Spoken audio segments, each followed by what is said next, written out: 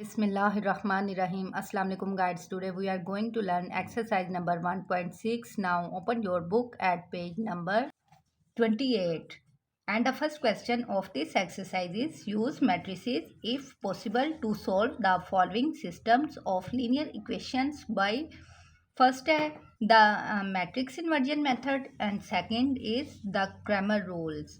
Challenge students, we have already solved its first sixth part in our previous video. Now we are going to solve its seventh part, and the seventh part is 2x minus 2y is equal to 4 and the second equation is minus 5x minus 2y is equal to minus 10. चलो जी, इन students मेरे पास ये दो equations हैं, इनमें से हमने x और y की वैल्यूज़ फाइंड करनी है इन्वर्जन मेथड से और सेकंड क्रैमर रूल से. चले जी, लेट्स स्टार्ट. इसके लिए हम क्या करेंगे, हम इन इक्वेशंस को मैट्रिक्स की फॉर्म में लेके आएंगे. तो फर्स्ट ऑफ ऑल हम लिख देंगे in the matrix form.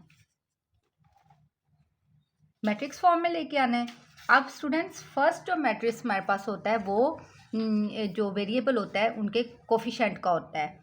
First matrix हमारे पास फिर आ जाएगा, इसका x का कोफिशिएंट 2 है तो 2 आ गया, y का कोफिशिएंट इधर -2 है तो -2 आ जाएगा, x का इधर -5 है तो -5 आ गया, y का इधर -2 है तो इधर -2 आ जाएगा. सेकंड मैट्रिक्स हमारे पास किस होता है, ये वेरिएबल्स का. वेरिएबल्स हमारे पास क्या है, x और y है तो हम x और y लिख देंगे. इधर आगे इक्वल का साइन है तो इज इक्वल टू लगा देंगे. और नेक्स्ट हमारे पास आ जाएगा कांस्टेंट टर्म्स का मैट्रिक्स. कांस्टेंट टर्म हमारे पास 4 है और -10 है तो हम ये लिख देंगे 4 एंड -10.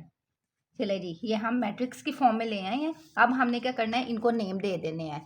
इसके लिए हम क्या करेंगे, लेट कर देंगे.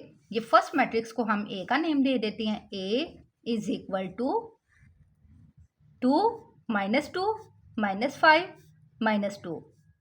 ये आ गया हमारे पास ए मैट्रिक्स. इसे हम एक्स का नेम दे देते हैं. X is equal to x y और इसे हम बी का नेम दे देते हैं. B is equal to 4 -10.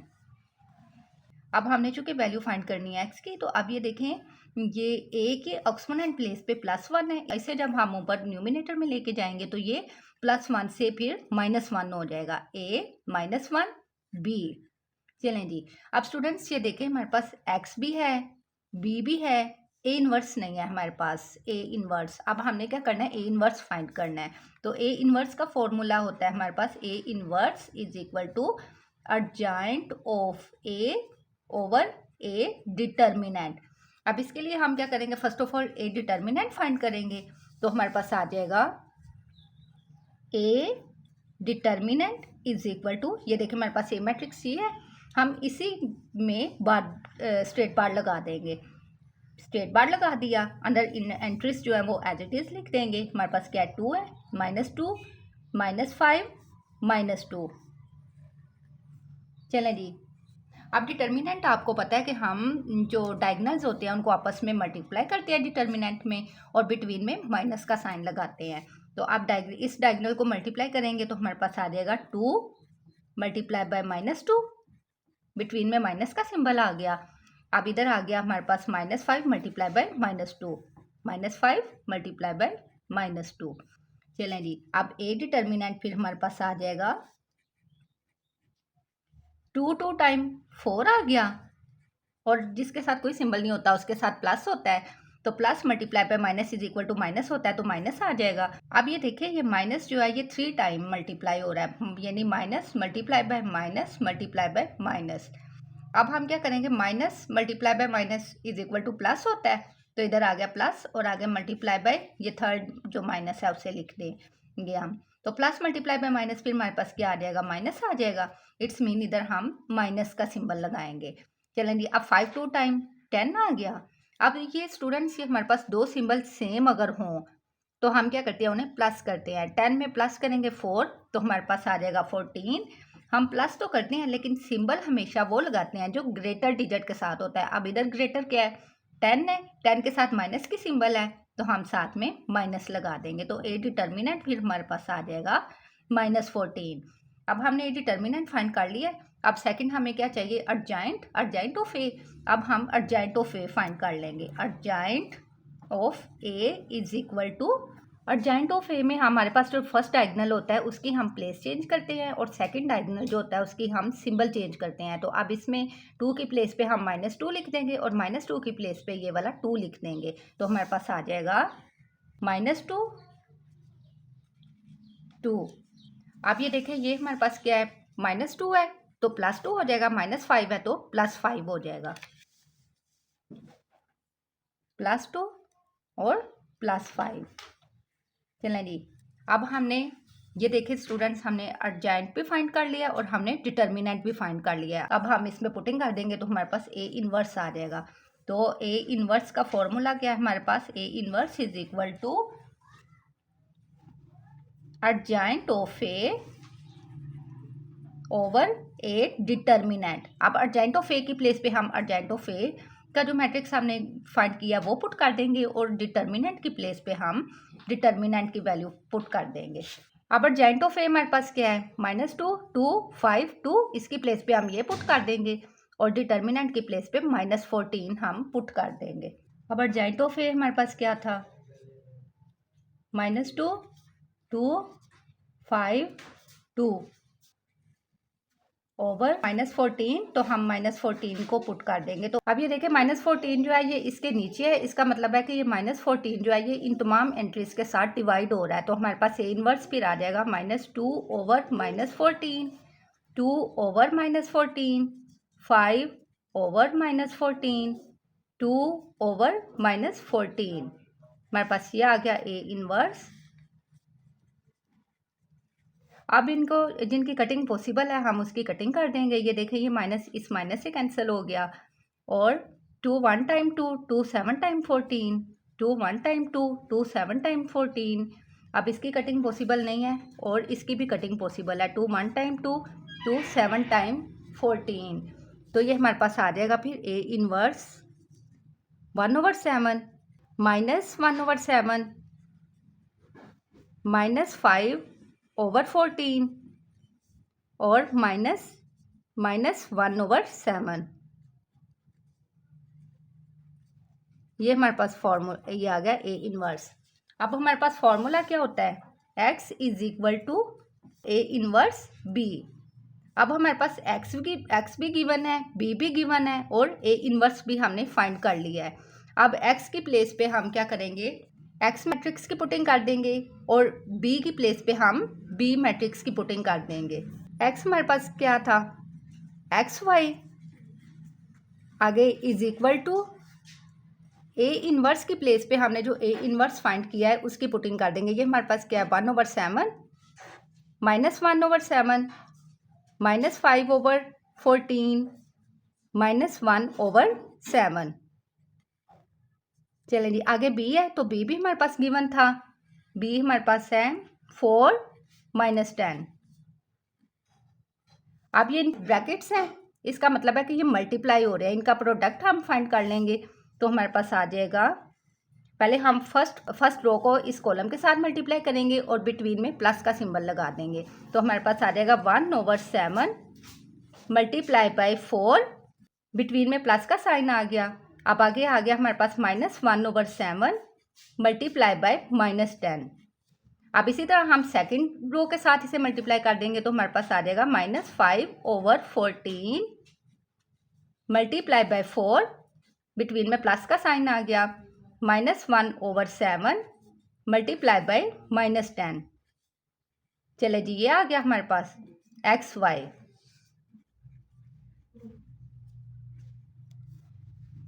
अब इसमें भी जिसकी कटिंग पॉसिबल है हम कटिंग कर देंगे और जिसकी कटिंग पॉसिबल नहीं है हम उन्हें मल्टीप्लाई करके एज इट इज़ लिख देंगे हम।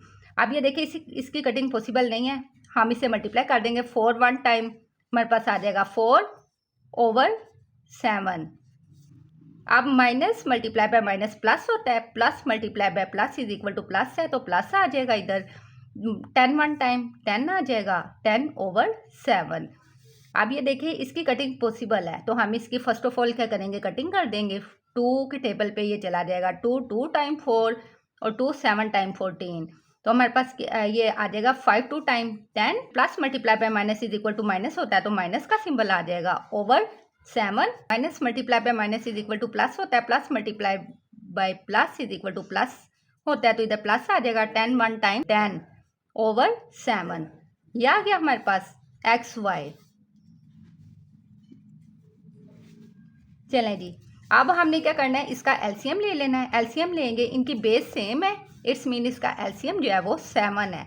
एलसीएम को ऊपर रखते हैं और नीचे वाली जो रकम होती है उसे नीचे रखते हैं। इनको डिवाइड करते हैं, डिवाइड करने से 1 आ गया।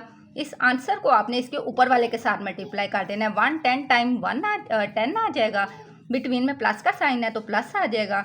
अब इसी तरह इसका भी एलसीएम सेम है, 7 आ गया और नीचे भी सेम है, 7 है, 7 आ गया। इनकी कटिंग की तो 1 आ जाएगा इसका आंसर।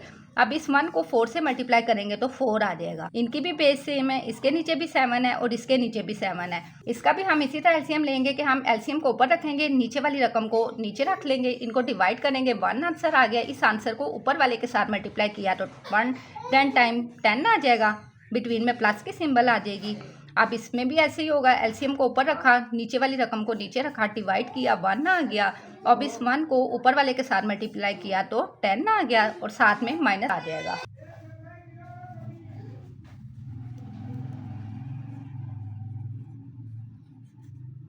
तो एक्स वाई हमारे पास फिर आ जाएगा